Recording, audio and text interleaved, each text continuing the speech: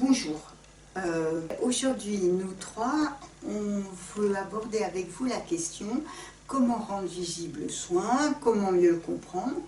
Et on vous propose comme angle de vue, et si soigner et se soigner, c'était un peu comme tisser, coudre, accommoder, tricoter et broder. C'est vrai, Zoé, que tu couds beaucoup ces derniers temps. Oui, tu sais, les masques, ça me fait plaisir de coudre pour des gens et puis c'est utile. Justement, Zoé, je t'ai amené une boîte là. C'est Fernando. Tu sais, mon cousin qui est venu nous parler ici de la guerre d'Espagne, de la Retirada, eh bien, il a trouvé une boîte qui appartenait à notre arrière-grand-mère commune. Je te montre.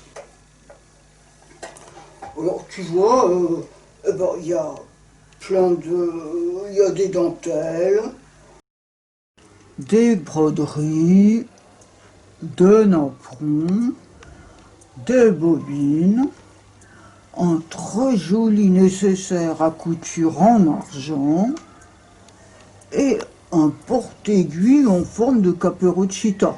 Un petit chaperon rouge. Tu sais, peut-être que ton arrière-grand-mère, elle avait l'intuition que coudre, ça allait l'aider à se protéger des loups et des dangers de toutes sortes. C'est l'occasion pour nous de parler du tissage, du tricot, du raccommodage, de la broderie, comme un soin pour soi et pour les autres. Tu vois ce métier à tisser. Il y a la trame des fils verticaux et la navette avec les fils horizontaux. C'est cette différence qui fait la trame du tissu. C'est pareil dans la vie et dans le soin. D'ailleurs, Philippe Réfabert en parle très bien.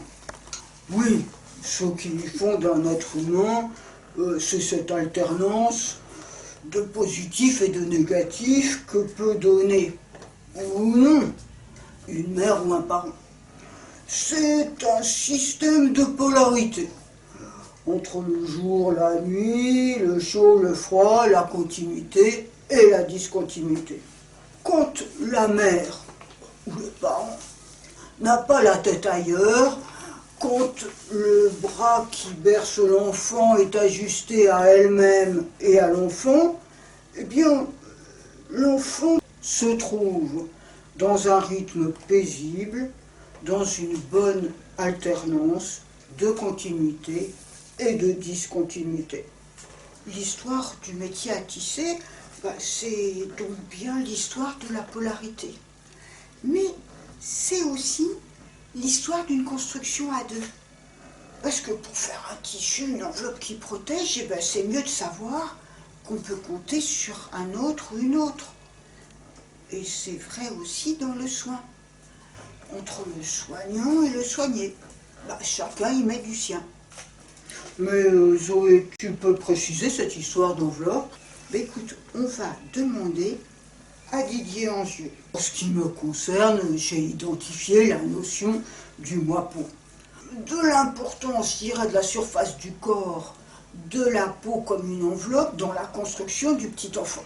C'est au travers de la peau que l'enfant ressent les stimuli du monde extérieur, de l'environnement, les caresses de la mère. En fait, cette enveloppe, c'est à la fois un espace de protection, mais aussi de communication. En sachant bien sûr qu'il peut survenir dans cette enveloppe des déchirures, des traumas qu'il faudra bien tenter de raccommoder. Pour ton tricot, c'est un peu pareil. Quand on fabrique une enveloppe, une couverture, une écharpe, quand on tricote pour quelqu'un, ça veut dire quelque chose. C'est pas uniquement pour le show, c'est aussi pour dire le lien. Tu sais, moi, Zoé, c'est ma grand-mère qui m'a appris à tricoter. Regarde Clément, ce magnifique cœur cousu et tricoté par des costumières de théâtre pour un spectacle. Et ensuite, elles l'ont offert à une de leurs amies chères, qui en a été très touchée. Zoé, tu parlais de raccommodage. Alors j'imagine que chacun fait au mieux pour se réparer. Les gens s'inventent, se trouvent des stratégies de survie. Parfois, c'est de simples raccommodages avec des rafistolages, des ravaudages plus ou moins grossiers. Et parfois, c'est des rapiessages, des raccommodages plus ou moins réussis. Certains symptômes, comme par exemple les empêchements, les phobies, les crises d'angoisse, font office, on pourrait dire, de rafistolage pour tenter de camoufler des traumas. Mais la plupart du temps, ça ne suffit pas et les gens ont besoin d'aller voir quelqu'un pour demander de l'aide. Oui, la couture, le raccommodage, ça ouvre des pistes de réflexion. Il y a d'un côté la réparation, bien sûr, comme on vient de voir, mais aussi d'un autre côté, en souterrain aussi, quelque chose du côté de la sexualité et de la violence. Oui, le mouvement de va-et-vient de l'aiguille, qui est un objet un peu masculin, un peu phallique d'une certaine manière, et aussi c'est un objet qui perce et qui peut être vu comme une arme. D'ailleurs, Winnicott, il parle de cette destructivité. Quelqu'un qui raccommode, c'est quelqu'un qui est en train de donner à son moi une force qui lui permet de supporter sa destructivité naturelle. Imaginez que vous empêchez le raccommodage. La personne perdra de plus en plus la capacité d'assumer la responsabilité de ses désirs destructeurs. Et cela donnera soit une dépression, soit une recherche de soulagement par un mécanisme de projection. Enfin, elle fera comme si c'était l'autre qui avait des désirs destructeurs. Donc, on peut peut-être dire qu'assumer sa part de destructivité, ça aide à réparer. Mais peut-être d'autres éléments sont en jeu dans cette réparation, et on s'en rend compte en écoutant Anne de Fourmentel. Pour approcher, voire guérir d'un trauma, il faut pouvoir aller jusque là où le corps a été atteint. Il faut coudre une autre peau sur la brûlure de l'événement, fabriquer une enveloppe protectrice, sans quoi aucune délivrance n'est possible et le trauma fera hantise dans la vie de l'individu. Je dirais en plus que la douceur est une des conditions de cette reconstruction. C'est intéressant cette notion de destructivité, de deuxième peau à coudre sur les traumas et tout ça dans un climat plutôt de douceur. Mais alors, Zoé, quand les stratégies personnelles de raccommodage ne suffisent pas et que quelqu'un est amené à faire appel à un thérapeute, mais comment ça fonctionne alors? Il y a deux temps pour le raccommodage dans l'analyse. D'abord, le temps de l'explicitation des traumas et ensuite le temps pour ce qui se passe concrètement, affectivement, entre l'analysant et l'analyste. Alors, il faut dire que c'est complexe, mais Philippe Refaber, avec ses mots à lui, donne des pistes justement sur cette problématique. Je préciserai que le ravaudage de la trame symbolique du discours, c'est-à-dire la mise à jour des mensonges et des occultations passées, éveille chez l'analysant la possibilité de revenir sur cette catastrophe qui a vu un sujet prothétique se cristalliser.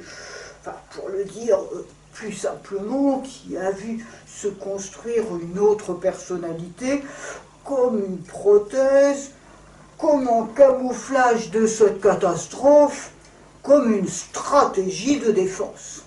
L'enfant a dû renoncer à sa colère, à sa souffrance, comme si de rien n'était.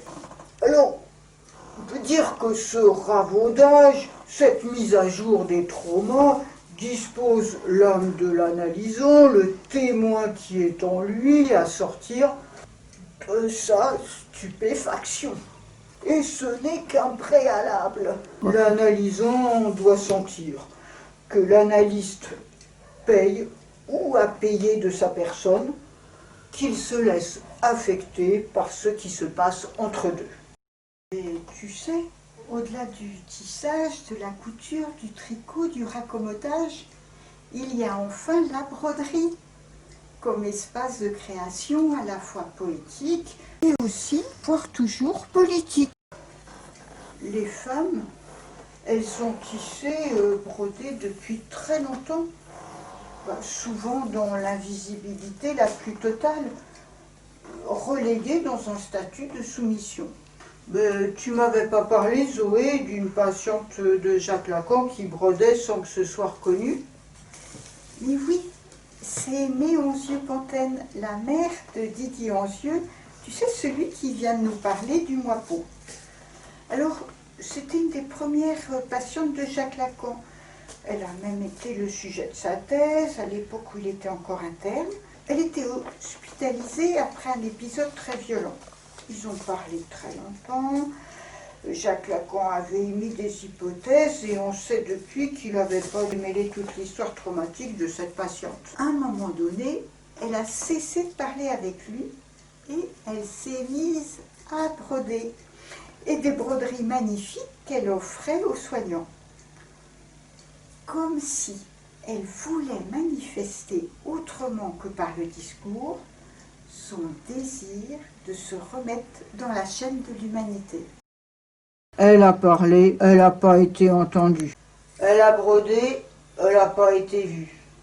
Et pourtant, mais tu vois, aujourd'hui, davantage d'analystes mettent en avant le ressort précieux de la créativité.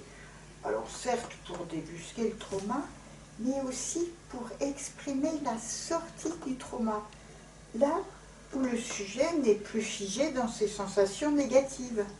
Donc la broderie, ça pourrait être une manière de digérer des vécus difficiles? Au même titre que d'autres médiations thérapeutiques, la peinture, le modelage, coudre, broder, tricoter, tout le monde peut le faire de façon profane. Moi, par exemple, tu vois, en ce moment, je brode pour une amie qui a perdu son compagnon.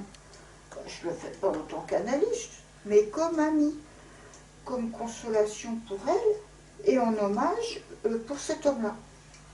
Et puis, il y a d'autres gens qui brodent dans d'autres cas, par exemple en psychiatrie, et on appelle ça l'art brut. Et il y a aussi des artistes reconnus qui se sont emparés de ces pratiques pour leurs propres œuvres. Alors en partant de leur trauma, mais pas que. Ils expriment aussi des problématiques sociétales et politiques. Et là, on peut ouvrir les fenêtres et exister au grand jour. La broderie, elle est paradoxale. D'un côté, c'est un passe-temps minuscule, modeste, invisible, et de l'autre, c'est l'occasion de montrer des réels talents créatifs. Cette question politique du statut des femmes et de leur invisibilisation, ça nous concerne, nous les analystes, car on peut dire que c'est un trauma social au même titre que l'exil, les injustices, les guerres. Oui, moi j'ai des copains qui m'ont montré, tu sais, que la broderie était utilisée dans les mouvements politiques.